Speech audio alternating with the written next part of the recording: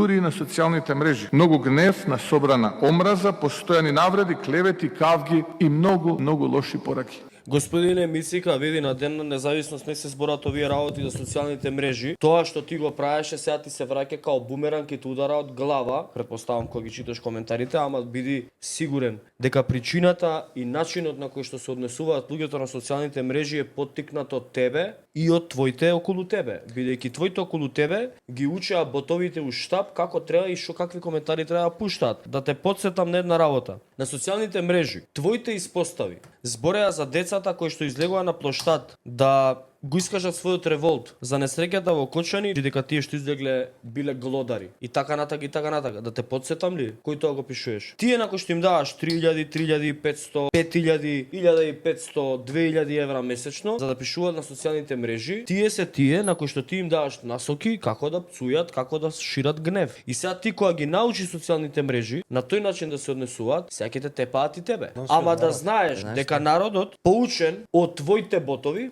го зема примерот и истиот пример сега го користи против тебе.